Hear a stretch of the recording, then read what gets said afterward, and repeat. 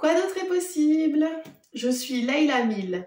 Avant de commencer, je voulais vous parler du fait que je me mets toujours un petit peu sur le côté dans les vidéos parce que ici, j'attends l'interprète en langue des signes française qui pourra traduire mon français oral en français langue des signes pour des personnes sourdes.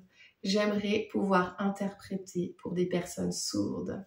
Question: qui pourrait le faire? Merci.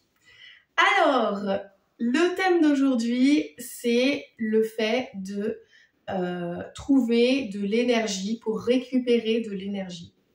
Très souvent, dans notre système de société, on nous dit il faut donner aux autres, il faut faire pour les autres, il faut dépenser pour les autres, toujours tout pour les autres.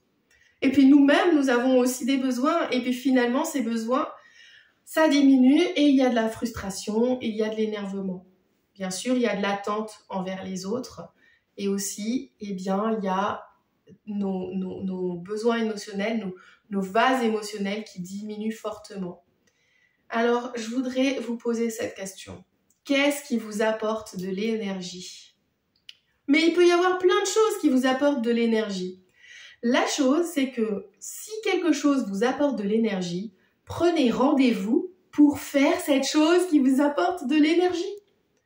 Prenons un exemple. J'aime personnellement faire plier du papier. J'aime faire des origamis et je suis maintenant réputée depuis plusieurs années dans mon entourage pour faire des fleurs en origami. Alors dans ce cas, je me suis rendu compte que lorsque je fais des fleurs en origami et que je regarde un film, cela me permet de faire seulement 2 choses en même temps et de canaliser mes pensées, au lieu de penser à 36 000 choses en même temps. Et en fait, je me suis rendu compte que cela m'apporte une certaine forme d'énergie. À tel autre moment, j'ai d'autres choses qui m'apportent de l'énergie. Ce sont des choses que l'on peut voir ensemble dans les coachings individuels que je propose. En tout cas, comment est-ce que vous récupérez de l'énergie? Parce que dans la vie, il y a aussi plein d'activités qui nous font baisser en énergie.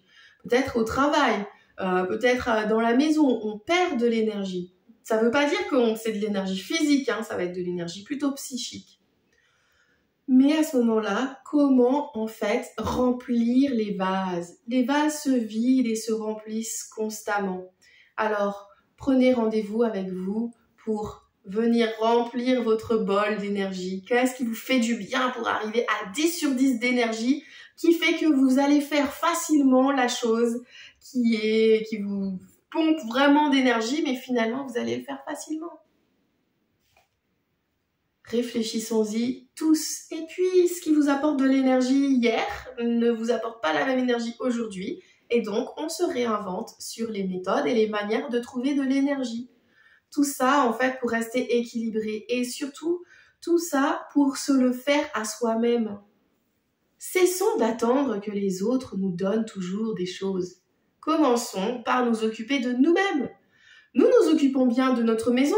Nous faisons le nettoyage, nous faisons le linge, nous faisons le ménage, nous faisons la cuisine. Et pourquoi pas nous occuper de notre propre maison intérieure nous-mêmes?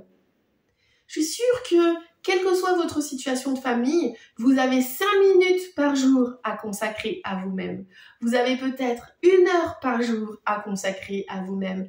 Quel que soit votre choix, prenez du temps pour vous consacrer à vous-même et surtout quelque chose qui vous apporte de l'énergie. Beaucoup d'énergie, de la joie, du contentement.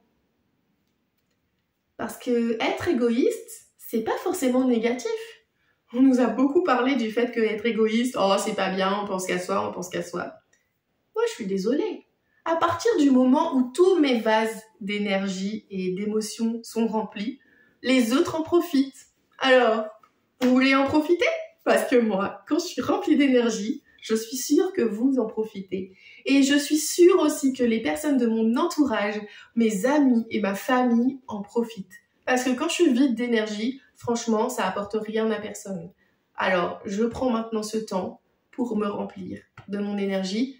Que faudrait-il pour que vous vous remplissiez de votre énergie? Et quoi d'autre est possible?